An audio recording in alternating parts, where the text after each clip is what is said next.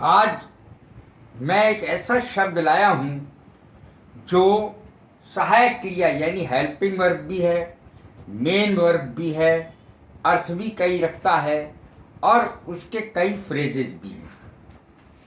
सबसे पहले मैं बताऊंगा उस शब्द का नाम, वो है डू, DO, जिसकी 3 फॉर्म्स होती है। क्रिया है, मेन वर्ब के रूप में भी इस्तेमाल होता है और सहायक क्रिया के रूप में भी इस्तेमाल होता है।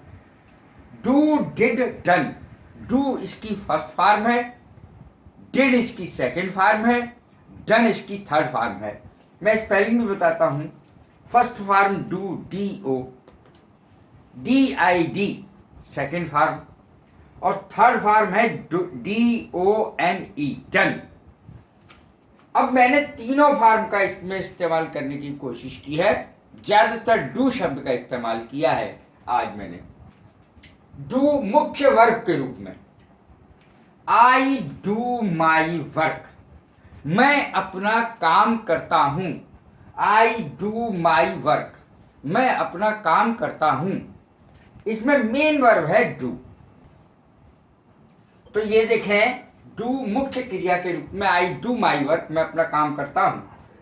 अब जैसे प्रेजेंट इंडेफिनिट टेंस में इसका यूज होता है सहायक क्रिया के रूप में, प्रेजेंट इंडेफिनिट में आई, वी, यू, दे और बहुवचन कर्ता के साथ, अर्थात प्लूरल नाउन्स के साथ इसमें डू का प्रयोग होता है, और ही, शी, इट और नाम के साथ जज का प्रयोग होता है, DOES।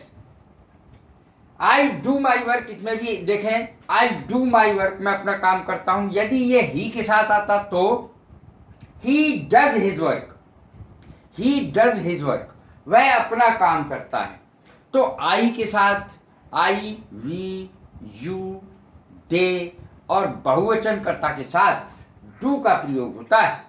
लेकिन ही, शी, इट, नाम यानी किसी का भी नाम है, जैसे राम है, श्याम है, गीता है, रीता है, सीता है, किसी का भी नाम हो सकता है, उसके साथ डू नहीं आएगा, डज आएगा।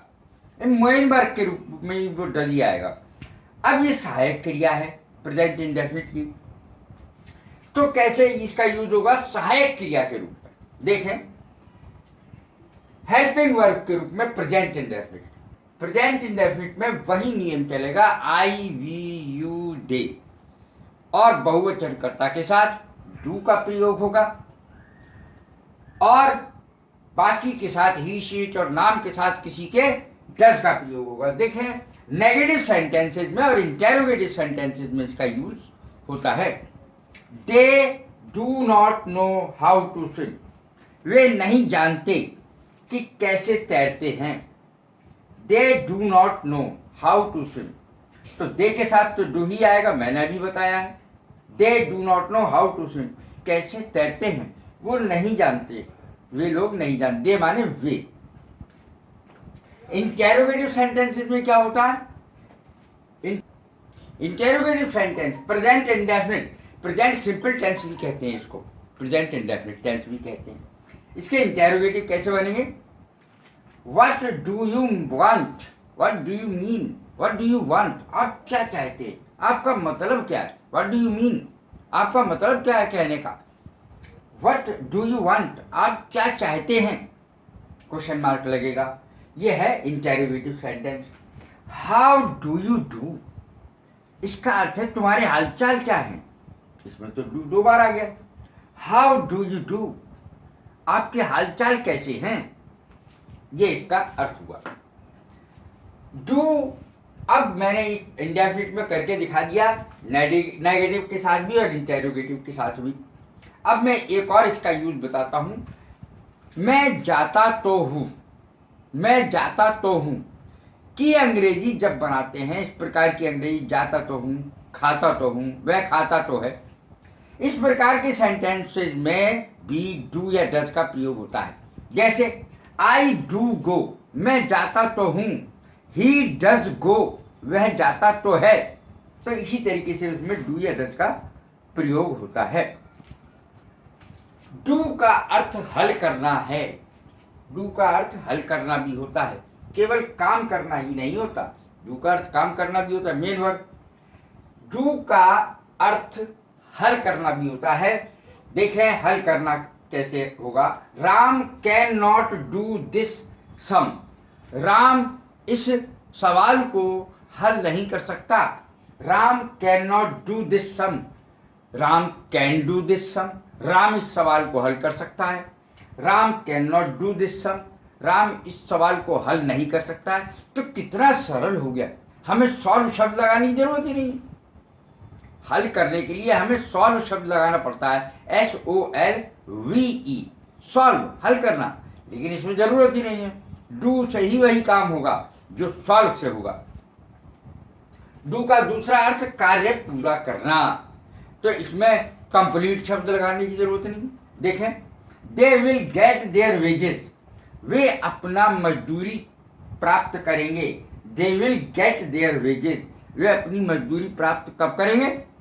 When they do their work, जब वो अपना कार्य समाप्त कर लेंगे, पूरा कर लेंगे, तब वो उन्हें मजदूरी मिलेगी। They will get their wages when they do their work। जब वो अपना कार्य कंप्लीट कर लेंगे। तो डू का अर्थ कार्य पूरा करना भी होता है, कंप्लीट करना भी होता है। डू का अर्थ पकाना भी होता है। पकाना, have you done vegetables, have you done food, have you done your food, तुमने खाना बना लिया अपना। हैव यू डन वेजिटेबल्स, क्या तुमने सब्जी पका ली। तो इस तरीके से भी इसका अर्थ होता है। डू योर हेयर, एक और शब्द आता है, डू योर हेयर, अपने बाल सही कर लो, काट लो। डू योर हेयर, अपने बाल काट लो। इस तरीके से कम शब्द का यूज ना करके डू का शब्द, डू जो है वो बहुत सही है रहता। अब देखें डू वेल और गुड। डू वेल और गुड, इसको देखें, नेक काम करना, अच्छा काम करना। डू गुड, डू वेल और गुड, कैसे ही लगा लें आप। ऐसा भी हो सकता है कि आप केवल वेल ही लगाएं, और ऐसा भी हो सकता है कि केवल आप गुड ही लगा दें। कोई सा लगा लें, do well, do good.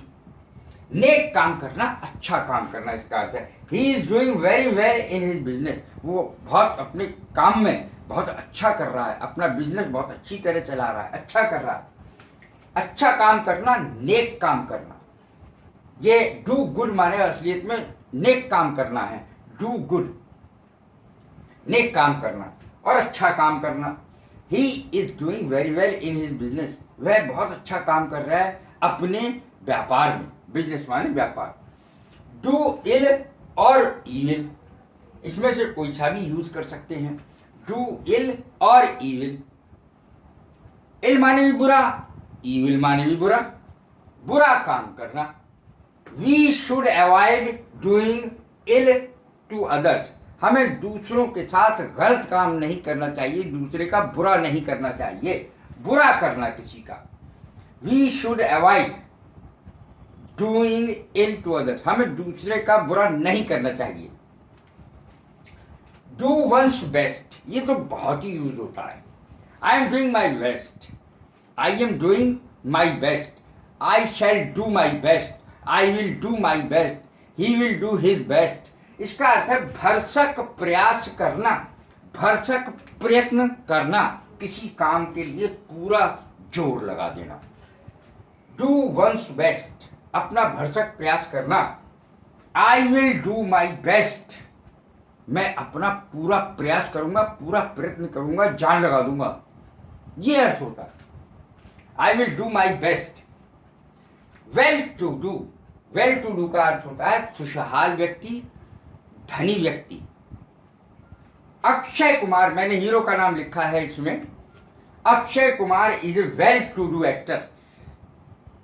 Akshay Kumar एक धनी व्यक्ति है, धनी एक्टर है, धनी अभिनेता है। वेल टू डू, धनी। Akshay Kumar is a well to do actor. Akshay Kumar एक धनी अभिनेता है। डू गुड, ठीक करना। डू गुड, ठीक करना भी इसका अर्थ होता है।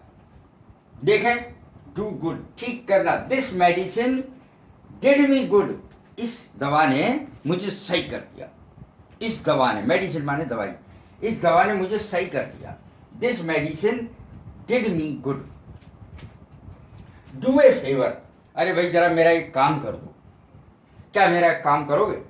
ये अर्थ है डू ए फेवर, किसी का काम करना। Will you do me A favour, क्या तुम मेरा एक काम करोगे? Will you do me A favour, क्या तुम मेरा एक काम करोगे? Do a thing bye fits and starts. Do a thing bye fits and starts, थोड़ा रुक रुक कर, थोड़ा थोड़ा करके काम करना, रुक रुक के काम करना, बाय फिट्स एंड स्टार्ट्स कहलाता है। थोड़ा रुक रुक कर काम करना। She studies bye fits and starts, वह पढ़ाई रुक रुक के करती है, थोड़ी थोड़ी करके पढ़ाई करती है, एक साथ नहीं पढ़ती बैठ के, बल्कि थोड़ी थोड़ी पढ़ाई करती है। She studies bye fits and starts, वह रुक रुक कर पढ़ाई करती है, थोड़ी थोड़ी पढ़ाई करती है। Do a thing off hand, off hand का अर्थ होता है तुरंत। ओ डबल एफ है, O double F hand, off hand. Do a thing off hand, तुरंत काम करना। The teacher solved the sum off hand, teacher ने सवाल फौरन हल कर दिया। टीचर ने, अध्यापक महोदय ने सवाल फौरन हल कर दिया। The teacher solved the sum off hand, teacher ने, अध्यापक महोदय ने सवाल फौरन हल कर दिया। Do a thing by hook or by crook, ये देखें ये बहुत ही अच्छा है, यूज भी होता है। Do a thing by hook or by crook, कैसे भी करके, किसी भी प्रकार से काम होना चाहिए। Do it by hook or by crook, कैसे भी करके ये काम करना है, चाहे कैसे भी करो। किस विधि, क्या विधि इस्तेमाल करते हो? साम दाम दंड भेद, सारे से आपको ये काम करना है। Do it by hook or by crook. To do wrong, wrong गलत करना। आई डिड रॉन्ग, मैंने बहुत गलत किया। आई डिड रॉन्ग, मैंने बहुत गलत किया। In parting with my best friend, अपने दोस्त से अलग होकर, पार्टिंग माने अलग हो जाना। मैंने अपने दोस्त से, बेस्ट दोस्त से, सबसे अच्छे दोस्त से अलग होकर बहुत गलत काम किया। I did wrong in parting with my best friend, दोस्त से अलग होकर के मैंने बहुत गलत किया। To do a thing under a rose, to do a thing under a rose, ये वास्तव में इस प्रकार का है जैसे ये फूल दिख रहा है तो फूल दिखाया किसी को और गुप्त रूप से काम कर रहे हैं और दिखा के फूल, ये है। To do a thing under a rose, गुप्त रूप से काम करना। He steals under a rose, he steals the things under a rose, वह गुपचुप तरीके से चुराता है, चोरी करता है। ही स्टील्स द थिंग्स, वो चीजें चुराता है, अंडर ए रोज, गुपचुप तरीके से चुराता है। रोज माने गुलाब। अब देखें do away with, do away with का अर्थ होता है छुटकारा पाना। डू अवे विद इविल्स, बुराइयों से छुटकारा पाओ। डू अवे विद इविल्स, बुराइयों से छुटकारा पाओ। Oath is useless for an honest person, अर्थात क्या जरूरत है एक ईमानदार आदमी को कसम खाने की। ईमानदार आदमी के लिए तो कसम बेकार की चीज है, उसके तो शब्द ही बहुत कीमत रखते हैं, प्रत्येक शब्द कीमत रखता है उसका। सब मानते भी हैं कि ये ईमानदार है, झूठ नहीं बोलेगा। तो केवल झूठे लोगों के लिए सौगंध जरूरी होती है, सच्चे लोगों के लिए सौगंध खाना जरूरी नहीं है। कैसी लगी मेरी ये वीडियो? डू पर लाइक करें, शेयर करें, सब्सक्राइब करें। God bless you, thank you very much.